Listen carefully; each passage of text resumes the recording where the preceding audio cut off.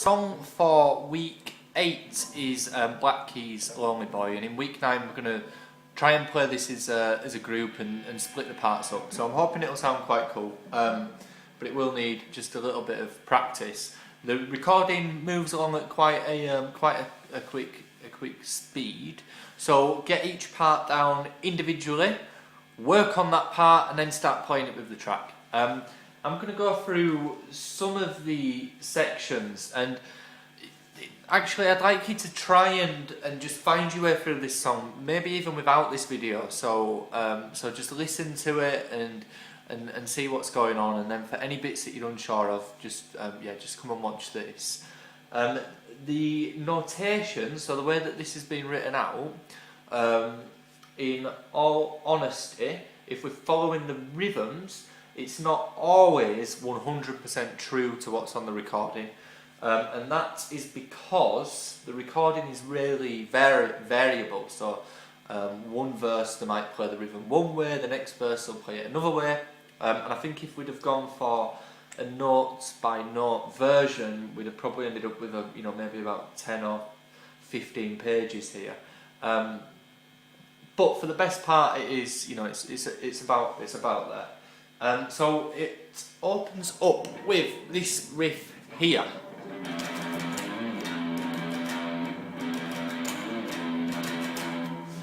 So that's all open strings on the E string. And what we're doing down here, so probably best playing this with a plectrum. We're using like an alternating picking pattern. So we go down, up, down, up, down. And then we hit this note here, which is a G, and when we do that,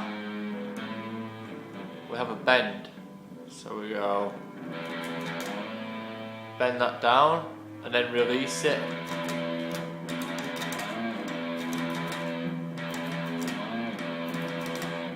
If you want to add some strength to that bend, you can try and just put the second finger in there as well. Guys that are playing on acoustic guitars, particularly classical guitars, just expect that to be a little bit more challenging. And if you're new to string bending, the general technique is that as you do the bend, you want to be increasing the pressure, because as your hand starts moving, the natural tendency is for us to press in with not quite as much force. Moving on, after that riff, so we have 4 bars of that riff, and then I've wrote the guitar part to imitate the, it's a keyboard part or a synth part perhaps. And when you're playing this, I'd like you to look at it within the context of the second shape pentatonic, so that we can keep this sort of in the same ballpark as the other stuff that we've been looking at recently. So the second shape pentatonic looks like this.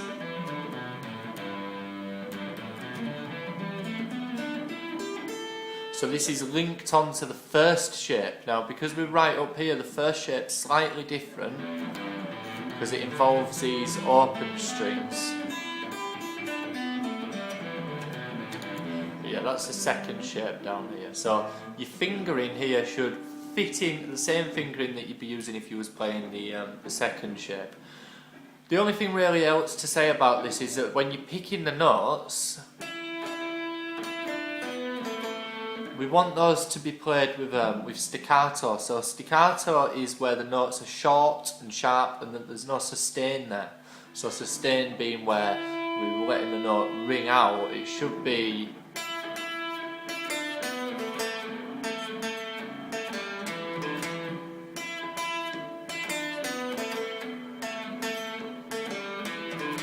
now the way that we're achieving that is that as soon as we press a note, we take the pressure off.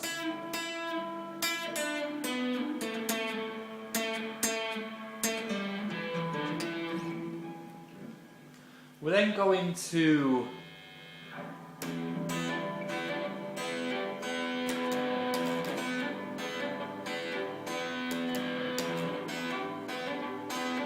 now what we've got going on there is a kind of clawing action on the E and B string down here. Now when I play these two strings, I would use my second and third finger, so we have that.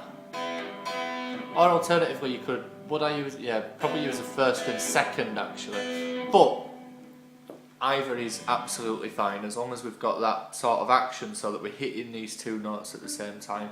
When we play two notes like that at the same time, it's called a double stop. So we've got a bass note being played, probably with the thumb, and then we have, that's the first time. The second time round, we have that in there. So we're going E, G, bend, and then back to E. Now if you was playing the first part with the plectrum, that does raise the question of, well, what do we do with that now? This is something that might take a bit of practice, and if it doesn't come naturally, don't lose any time with it this week.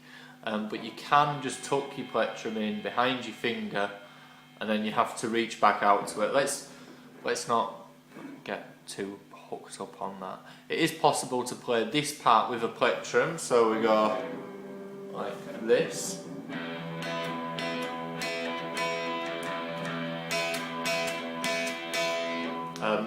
Whatever works for you. We're then going to the verses. Now on the verses, the rhythm is a funny old beast. What I would like us to do is, in practice, have a listen to the recording and interpretate that rhythm as best you can. In session, we'll have looked at this as just an offbeat, so syncopated everything on offbeats, and we'll be using the A-shape bar chord to play the first chord, which is an E. So that would be, bearing in mind that the A shape takes its root note from the 5th string. Where would the A shape be if we was playing an E? That's correct. It would be in the 7th fret. So we go 1 and 2 and 3 and 4 and. Now on the beat, we're taking the pressure off, so we're kind of muting. So it's 1 and 2 and 3 and 4 and. So offbeat is when the pressure comes on. We then repeat the same, but it's with a E shape for a G and an E shape for an A, and they split the bar, so we've got two beats of G and then 2 beats of A. Goes something like this. 1 and 2 and 3 and 4 and 1 and 2 and 3 and 4 and 1 and 2 and 3 and 4 and 2 and 3 and 4. But yeah, play around with the rhythm, see if you can interpret what's going on the recording. And then finally, that brings us to the chorus. So the rhythm here on the chorus is pretty much what we've got going on with at least one of the guitars. So the rhythm here on the handout that you was given in session is close to what we have going on with at least one of the guitars on the recording. So what I'd like you to do now is pause this video, take a bit of time to try and figure out what that rhythm involves, and then come back to this video and I'll demonstrate it to you. So what we have there is 2 quavers and then 4 semiquavers. So that would be played 1 and 2 E and A. Strumming down, up, down, up, down, up. Like that.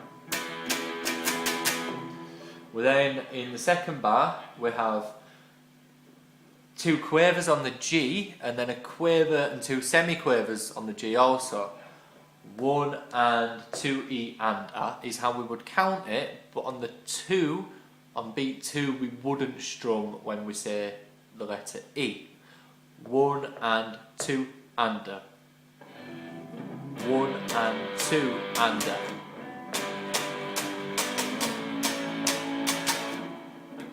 So if you put those 2 bars together,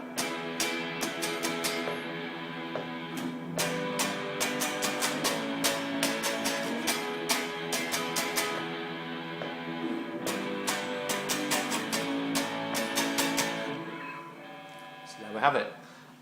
The order of the song doesn't really involve much else than that. Have a listen, get the structure down, and then come in next week prepared to give that a go with the whole group.